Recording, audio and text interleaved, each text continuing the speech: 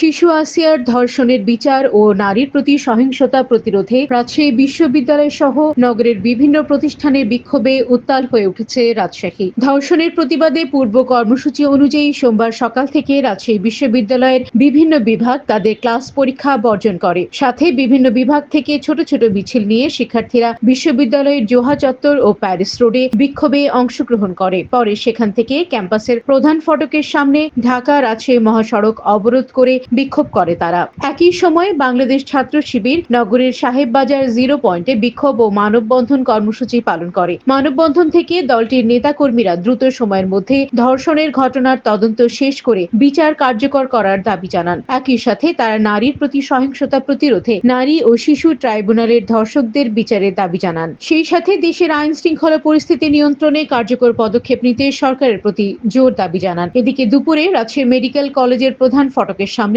মানববন্ধন করেছে Rajshahi medical college ছাত্রদল। মানববন্ধন থেকে ছাত্রদল নেতৃবৃন্দরা ধর্ষকদের প্রতি হুঁশিয়ারি উচ্চারণ করে বলেন, বর্তমান সরকার দেশের আইন শৃঙ্খলা পরিস্থিতি নিয়ন্ত্রণে চরমভাবে ব্যর্থ হচ্ছে। ধর্ষকদের প্রতি দ্রুত বিচার সহ দ্রুত সময়ের মধ্যে রাষ্ট্রীয় ক্ষমতা দেশের জনগণের উপর ছেড়ে দেওয়ার দাবি জানান তারা।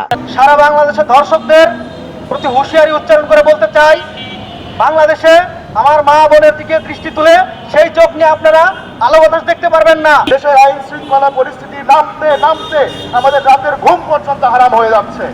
দেশের ক্ষমতা দেশের জনগণের হাতে ছেড়ে দিন। বর্তমান ইন্টারিম গভর্নমেন্ট আছে, তারা এই নিরাপত্তা বিধান করতে চরমভাবে ব্যর্থ হয়েছে এবং আমরা অতি সত্বর এই ধর্ষকদের বিচার চাই। এই দেশের মাটিতেই আমরা এই ধর্ষকদের বিচার দেখতে চাই।